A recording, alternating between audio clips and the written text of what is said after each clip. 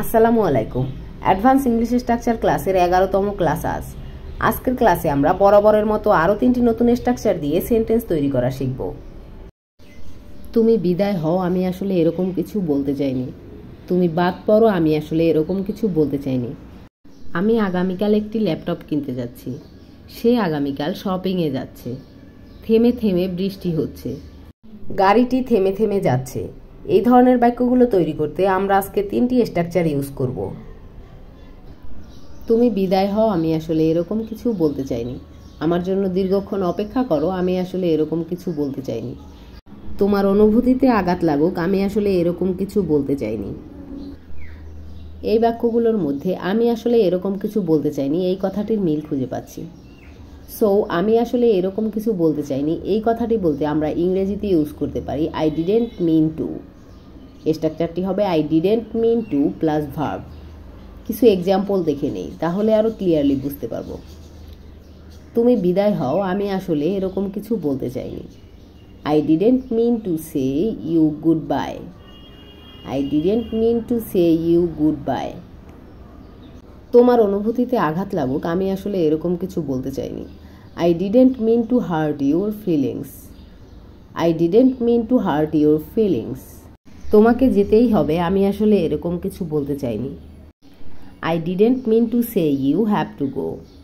I didn't mean to say you have to go. তোমার মনে আঘাত লাগুক, আমি আসলে এরকম কিছু বলতে চাইনি। I didn't mean to hurt your feelings. I didn't mean to hurt your feelings. তোমার খারাপ হোক, আমি আসলে এরকম কিছু বলতে চাইনি। এই বাক্যটির ইংরেজি কী হবে সেটা আপনারা কমেন্ট বক্সে জানাবেন। এবারে আমরা আজকের ক্লাসের দ্বিতীয় স্ট্রাকচারটি দেখব। আমি আগামীকাল একটি ল্যাপটপ কিনতে যাচ্ছি। সে আগামীকাল কলেজে যাচ্ছে। আমি আগামীকাল শপিংয়ে যাচ্ছি। সে আগামীকাল একটি সাইকেল কিনতে যাচ্ছে। এইভাবে ভবিষ্যতে কোনো কিছু করতে যাচ্ছি বলতে আমরা ইউজ করতে পারি I am going two. I am going to do something. চলুন এক্সাম্পলগুলো দেখে নেই। আমি আগামীকাল একটি ল্যাপটপ কিনতে যাচ্ছি। I am going to buy a laptop tomorrow. I am going to buy a laptop tomorrow. সে আগামীকাল কলেজে যাচ্ছে। He is going to college tomorrow. He is going to college tomorrow. আমি আগামীকাল শপিং করতে যাচ্ছি। I am going shopping tomorrow. I am going shopping tomorrow. সে আগামীকাল একটি সাইকেল কিনতে যাচ্ছে। He is going to buy a cycle tomorrow. He is going to buy a cycle tomorrow. এবারে আমরা আজকের ক্লাসের তৃতীয় স্ট্রাকচারটি শিখব। থেমে থেমে বৃষ্টি হচ্ছে। গাড়িটি থেমে থেমে যাচ্ছে। সে থেমে থেমে কথা বলছে।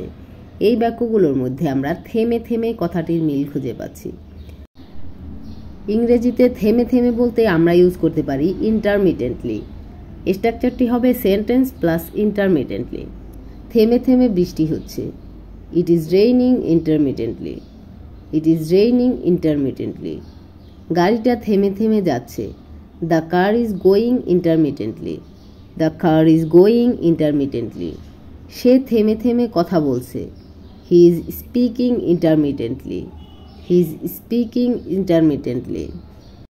বাচ্চাটা থেমে থেমে হাঁটছে। The baby is walking intermittently. The baby is walking intermittently. পাখিটি থেমে থেমে উড়ছে। এই বাক্যটির ইংরেজি কী হবে সেটা আপনারা কমেন্ট বক্সে জানাবেন।